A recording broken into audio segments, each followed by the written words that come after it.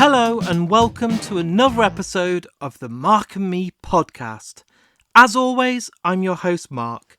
Now, today's episode is the fourth part in a 5-part series dedicated to the Slam Dunk Music Festival. Just over 2 weeks ago, I was there at South and North, capturing as many interviews as I could for you guys back at home. My first special, which is out now, included interviews with The Used, Movements and Less Than Jake. I followed that up with part 2, which had Finch, Newfound Glory and A Day to Remember. Only a few days ago, part 3 came out with Grey Wind, Save Ferris and Mouth Culture. And today's interview are 3 brand new interviews, all for your enjoyment at home. So on today's special, I'm joined by Hot Mulligan, Lake Malice and finally, all of Alkaline Trio. This has been a long time coming. You will know by now if you're a listener to Mark and Me.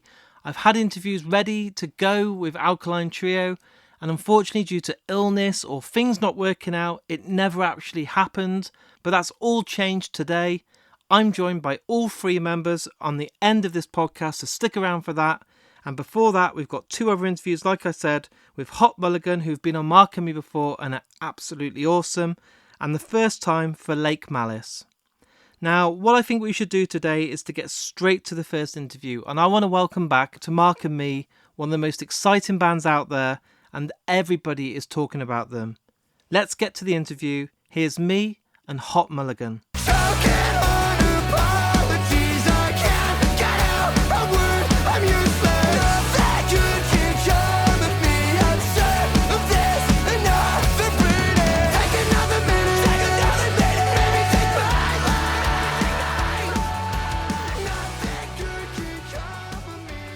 Hot Mulligan, welcome to the Mark and Me podcast. Thanks for having us. Thanks for having us. It's good to see you both. The last time I saw you was in a field at 2,000 Trees last summer. That was a hell of a show. And I feel like, looking back now, in only less than a year, you guys have kind of took it to the next level. It just feels like you've blown up even more. That's cool. I don't know why.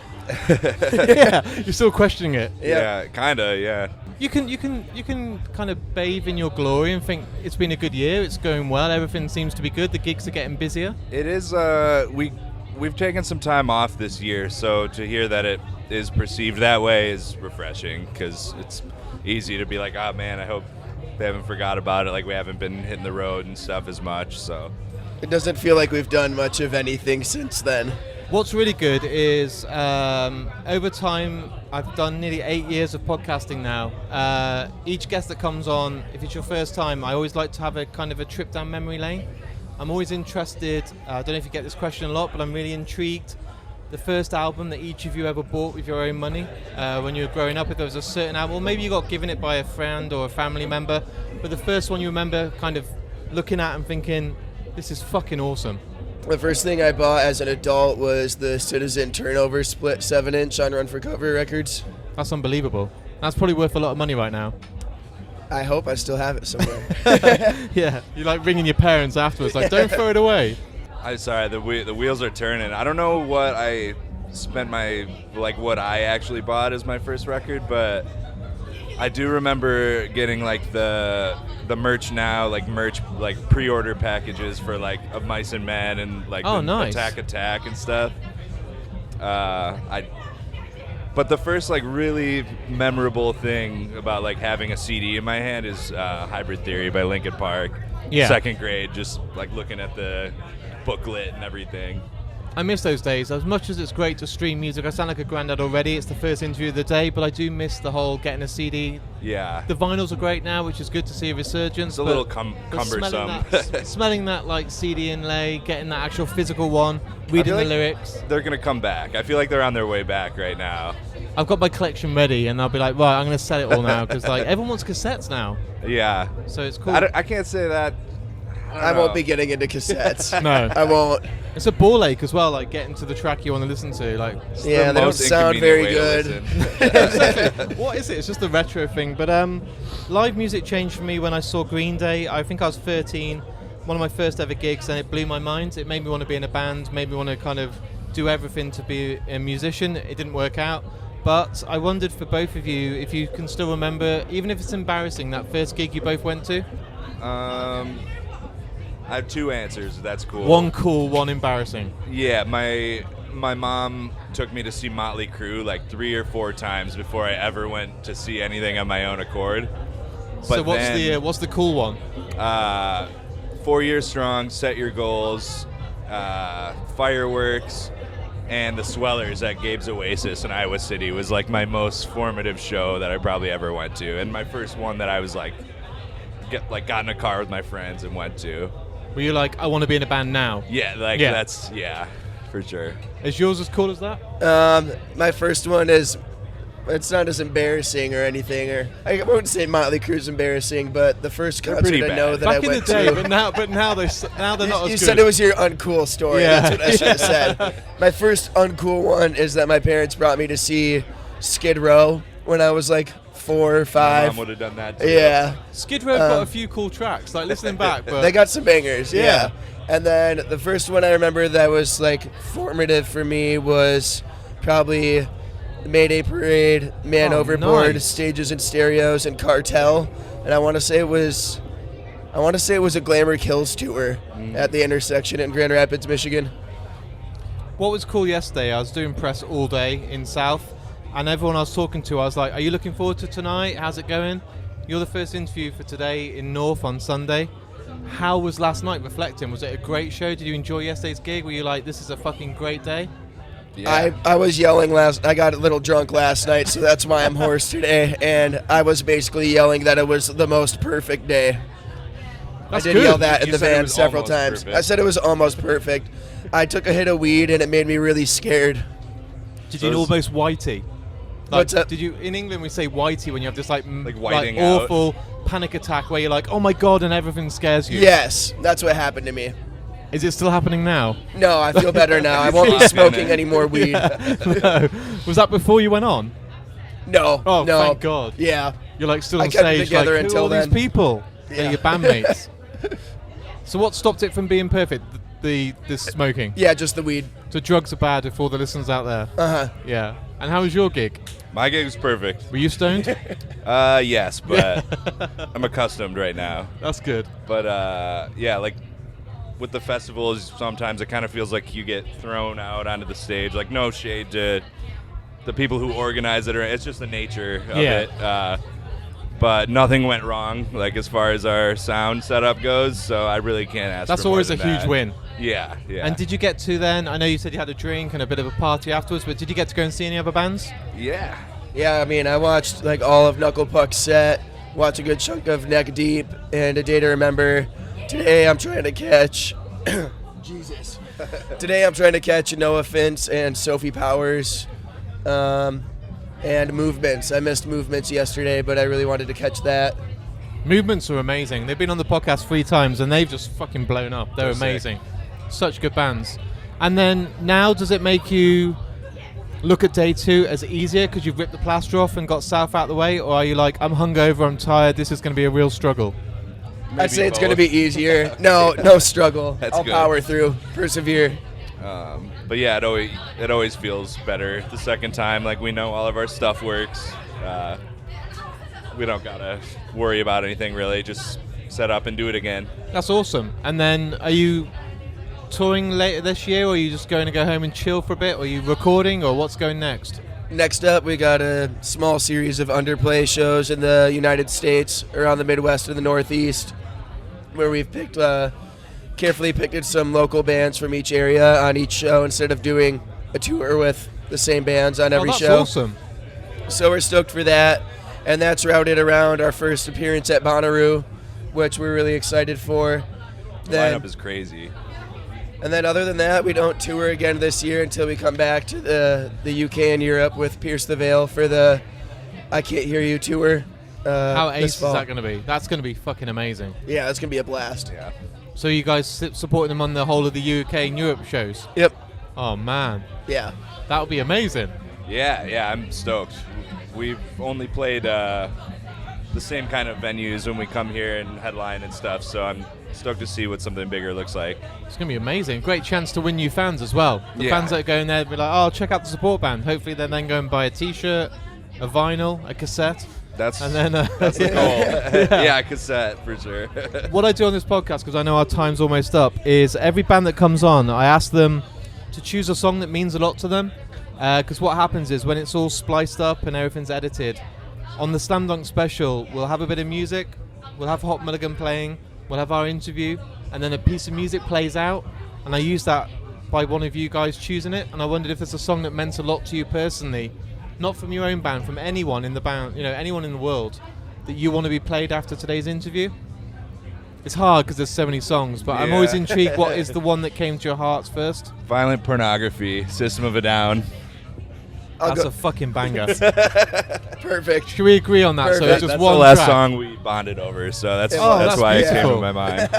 That's going to be a hard-hitting track. Now I'm thinking, where do I put you on the special? Because I don't know how you follow that. We'll just go with you headlining it. Well, yeah, we'll just be the best. Yeah, with that's that good. pick.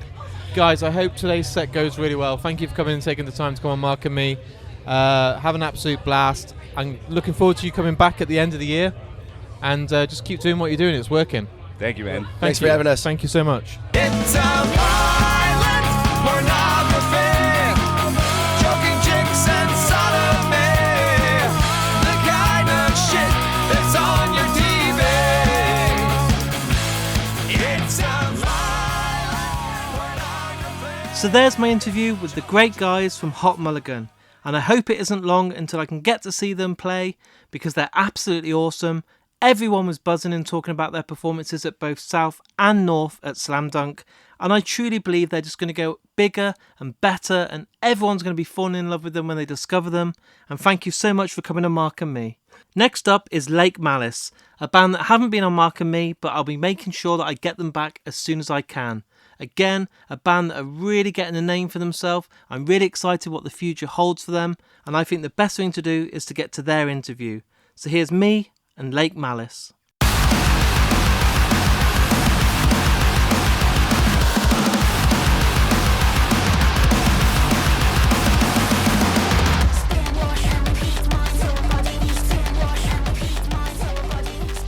Both of you, welcome to the Mark and Me podcast. Thank you. Thank you. Thank you so much. What I do with all bands, some bands have been on 2 or 3 times, but because this is your debut for Mark and Me, what I want to do is a little kind of trip down memory lane today. And what I do with all bands that come on is I'm always intrigued how it all started. So maybe as a kid with your pocket money, or someone in your family gave you an album. I wondered if you can remember that memory of that moment, that first album that you got in your hand that was like, this is fucking amazing, this is everything I want it to be, even if it's an embarrassing one that you saved up your pocket money for. But for each of you, can you remember that first album you bought? Yeah, for sure, yeah. I mean, I bought 2 at the same time. They Yeah. were my very first 2 CDs that I had. One was Linkin Park, Meteora, Wow. and the other one was Strip by Christina Aguilera. So I'm What a contrast. bipolar. kind Yeah. of- yeah, but I enjoyed them both the same way, and it was amazing. Yeah. That's such an amazing contrast. I'm like, you're switching between the two. Oh yeah. I mean, that explains a lot, really. Like for me, I mean, obviously, like I listened to a lot of music through my parents because they were into music. But the first actual thing I bought myself was Hybrid Theory by Linkin Park. Yep. This Yeah, is and going to be Linkin Park podcast today. Yeah, I think it might be. I think it probably sounds about right. That's always good. I mean, I feel like that was the first album that actually like clicked from beginning to end. Where you're like, oh right, so like I can enjoy like whole albums of material. Whereas before it was like you'd hear songs, and you would never really think about the concept of an album. But then it really, you start to value and understand why that is a thing, why it exists. It enables that deep sort of like understanding of what the artist is about and what their sound is on many levels. And that really sort of has a big impact, doesn't it? At a young age, you come away from it and you're like such a huge fan. It's insane. You want to learn every lyric. What you just said there is really valid as well, and I think I don't want to sound boring, but I think there's a bit of a lost art of the concept of an album. Yeah. And nowadays everyone's all about getting the singles out there and getting the numbers really high and getting loads of interest. But sometimes, especially with the older bands like Tool I used to listen to and Deftones, it felt like every track had a reason to be on that album in that flowing order. Linkin Park were one of those bands that really cared about the opening track, what should sit in the middle and what should close an album. And I think I worry that too many bands are just trying to get the singles now and get the listens Yeah. and get the numbers to please the label.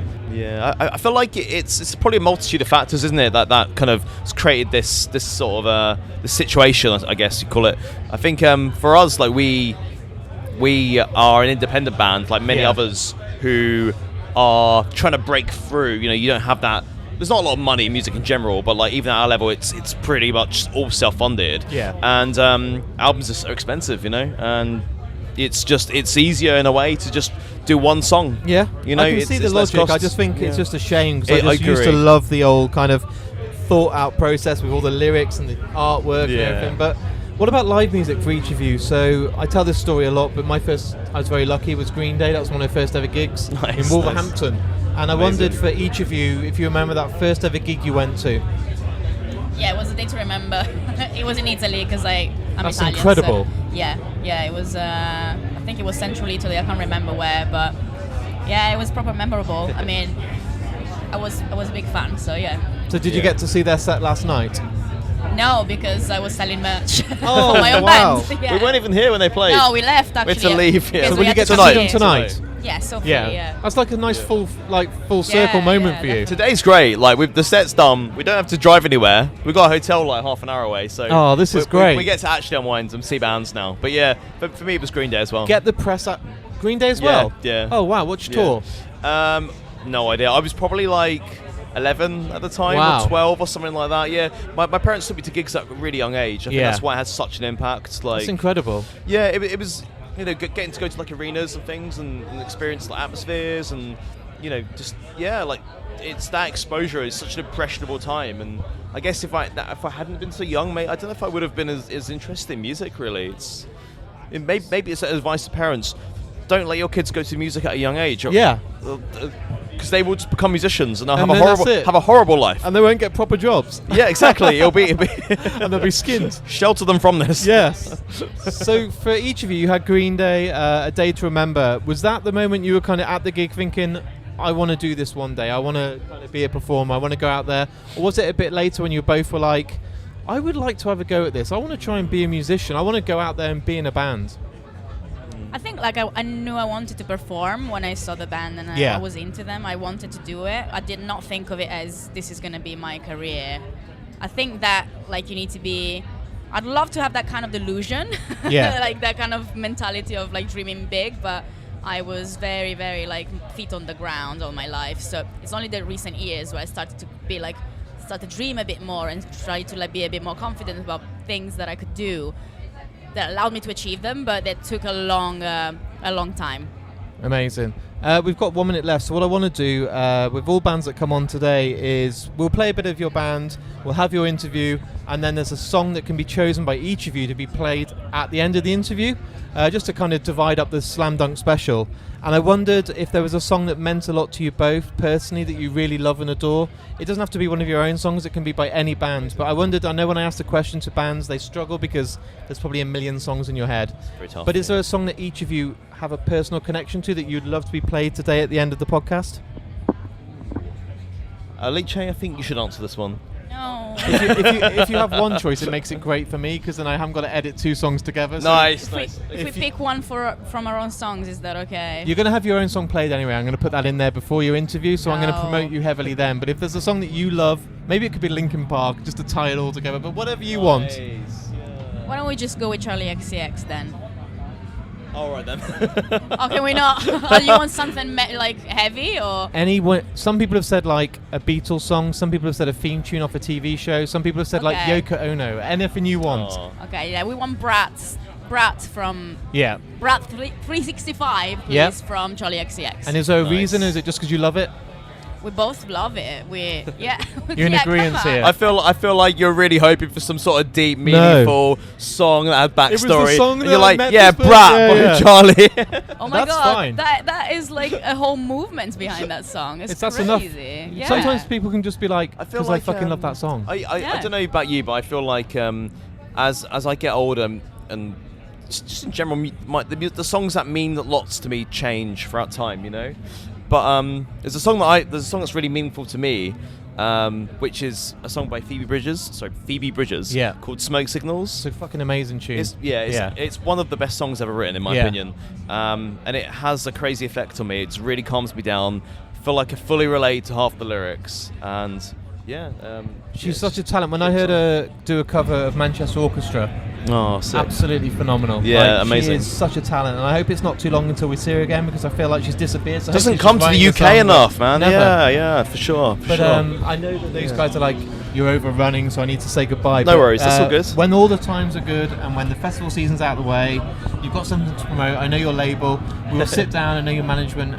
Let's sit down and do a proper longer podcast. Talk about your music. We'd love to. We'd love to. Yeah. Do it more. But I wish you all the luck for the rest of the weekend. Thank you. Go and let your hair down now and just go and fucking watch some. That is bands. I didn't see any bands yesterday, No. so let's see at least one today. I was here all day yesterday in Hatfield, and I saw one band all day.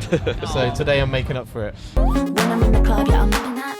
When I'm at the house, yeah, I'm nipping that. 365 party girl. Should we do a little key? Should we have a little line? Wanna go real wild when I'm nipping that? Meet me in the bathroom if you're nipping that. 365 party girl. French manicure, wipe away the residue, brush my hair back, look hot when I'm nipping that. No, I really don't stop when I'm nipping that. Gonna jump. That was the awesome Lake Malice, and like I said, I'm going to get those guys back on the podcast as soon as possible. We'll talk for longer, we'll talk all about their whole musical journey in more detail, so stick around for that in the very near future. Now, to headline today's episode, it has to be the one and only Alkaline Trio. Absolute legends within the industry. I'm a huge fan. I've been listening to them for like 20 years, and it was amazing to finally sit down with Matt, Atom and Dan all together at Slam Dunk. So what I want to do now is to get straight to it. So here's me and Alkaline Trio.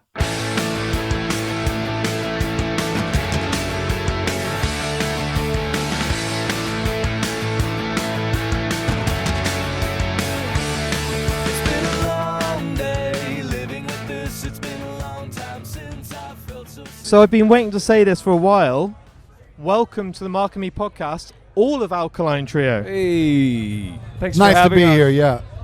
Dan, Yes. how is it today being here, knowing the great lineup at Slam Dunk, and you're not far from going on stage right now? Are there any nerves? Are there any anxiety, stress, or are you just like, bring it on, I'm ready for today? I think I'm ready for today. Yeah? I'm not feeling too many nerves just yet. That's good. Usually about 10 minutes before, the sweat start to come on, Yeah. a little shake. I don't think I'll be. I think I'll be all right. Yeah? Yeah, no, I was just kidding. We're usually good to go. Yeah. I mean, I get nervous in the sense that, if I It's if going I- to be too good. Yeah. Yeah. I don't want people to get hurt, crawling all over each other to get to us, or Trying just to be losing close. their voices, hurting their vocal cords, screaming. Yeah? No, it's just going to be a lot of fun. We're psyched to be here. We haven't played a show since February. Has it been that long? So, yeah, we've had a few months away from each other, and, that's, too much. We love to play shows, and we're psyched to be here. So we're going to have fun.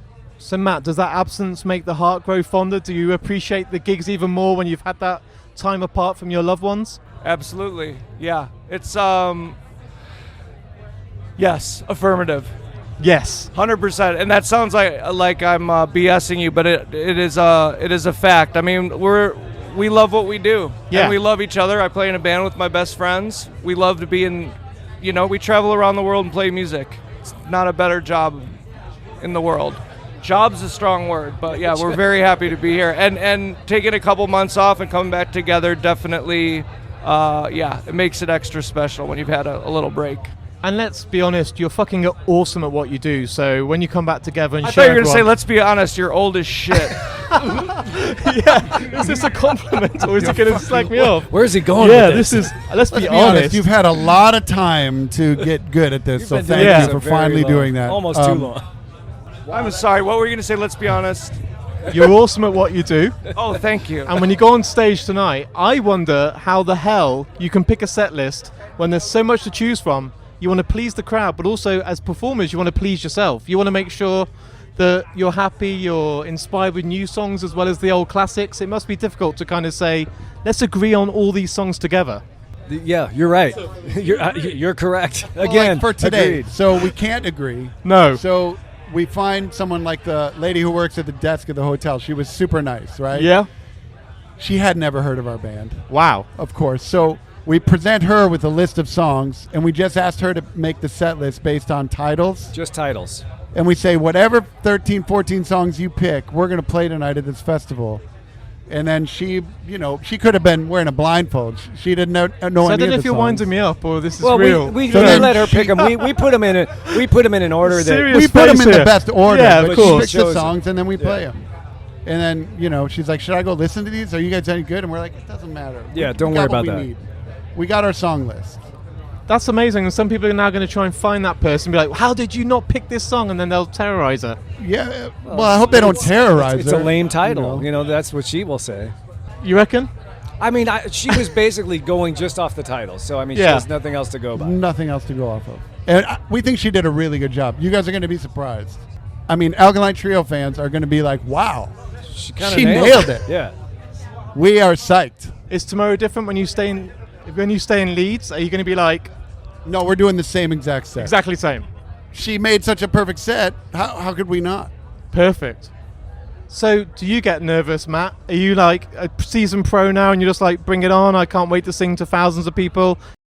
I get excited. I think there's a little bit of adrenaline. I Yeah. definitely, and I think it would be weird if you didn't. Like, it's not nothing, but it's also, I wouldn't really say nervous, but it's like there's definitely a surge of energy that's I would call excitement. Yeah. Especially, coming coming to such a beautiful land filled with such beautiful people. We're just honored to be here and excited to play. And once we were like an hour from the show and start kind of getting people start telling us how long we have till we play and we start warming up, it wakes you up. Yeah. And I think that's adrenaline. So yeah, it's but I don't really get nervous. I got some really good advice years ago that you're only ever playing to one person. That's good advice. Yeah. I picked someone way in the back. Is that what you do? Is you look at the crowd and think, I'm going to find someone and play for them tonight? Or do you look at everyone and think, why is that person not smiling? That person's not moving. I'm going to make you move. Sometimes it kind of depends. I mean, I think like having like between songs, if something goes wrong, like having talking to somebody in the crowd rather than having like some predetermined shtick between songs. It's like communicating with one person is a good way to bring the whole crowd closer to you. Even talking to just someone amongst the crowd. Sometimes singing a song, I'll just notice someone and inadvertently be singing to them for whatever reason. That's a beautiful Like- moment if you're the fan. Yeah. And you're And looking if at you're me. if And if you're the me. singer, yeah. The me. I was speaking. And yeah. if you're me. And I think, like, generally, is. just like pick someone, and like Matt was saying, you could take that a lot of ways. Just pick, you're only playing to one person. Or that will take away a lot of nerves. But I guess to actually, like, to answer what you followed up with, like, there's an example of, we were on tour a long time ago opening up for My Chemical Romance, and their fans are insanely in love with My Chemical Romance, as you can imagine. And for the most part, all of their fans were super welcoming to us, and it was awesome. And there was one person in the front at every concert on the entire tour. And she was not having it. She was not there for Alkaline Trio. She wanted Gerard and the fellas, and that was it. But instead of making it, didn't, like, at first I was like, man, she could fake it, or at least like not look so bummed She looked we're on legitimately, stage. bummed. But instead of like bumming us out, like we kind of made it like she was definitely there and noticeable, and so we would talk about it a little bit. But instead of bumming us out, we were like, we're gonna make her a fan. Just watch. We're gonna make her a fan. She's gonna love it.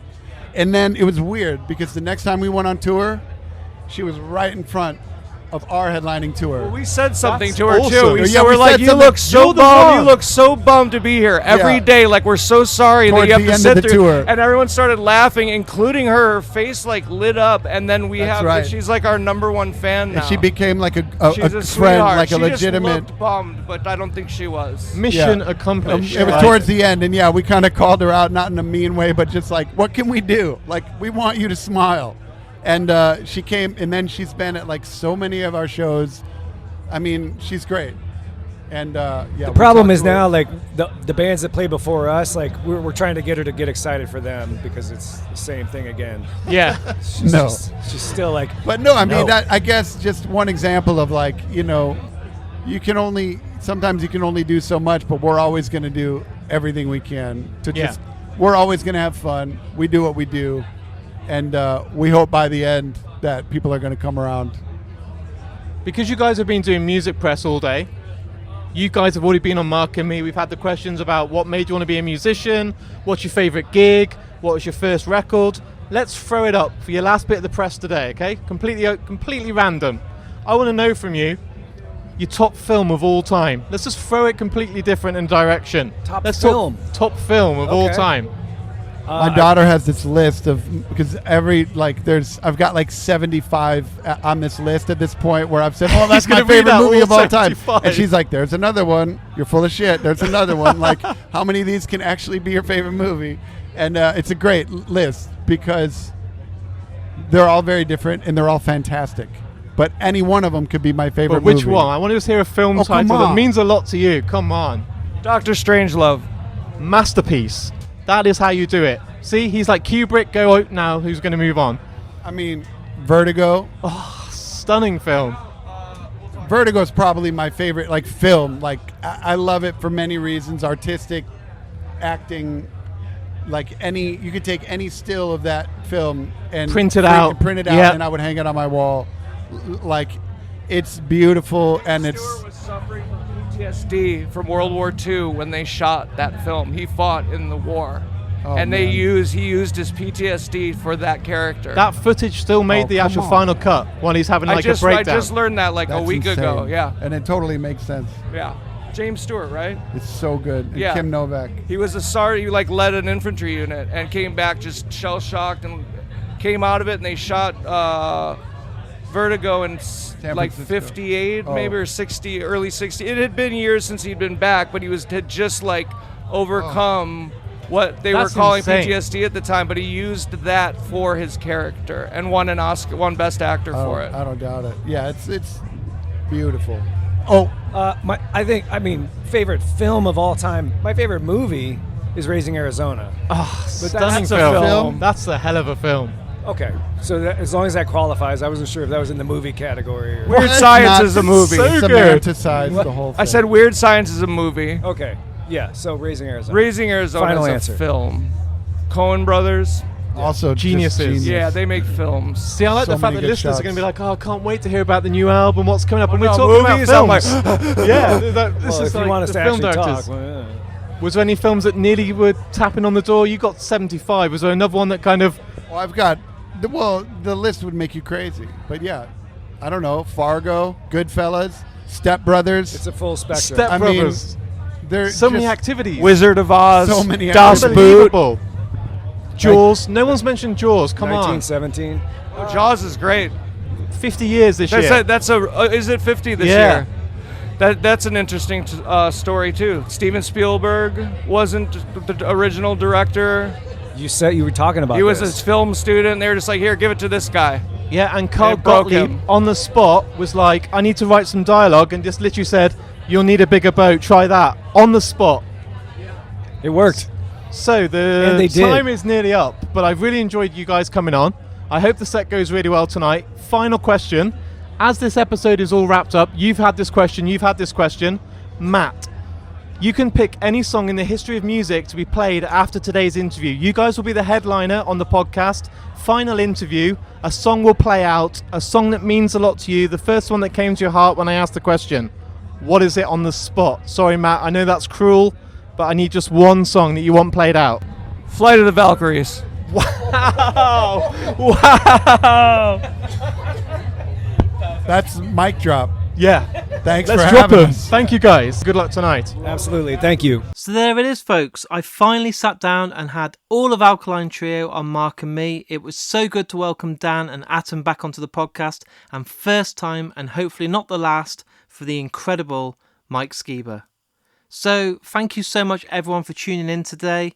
If you haven't listened to the first 3 specials, I urge you to go and check them out. There's some great interviews on there, and it will make you just want to look forward to next year's Slam Dunk as soon as possible. And knowing it's their 20th anniversary, I'm sure they're going to put out something really special. But hey, until then, we've got loads of festivals to keep us going.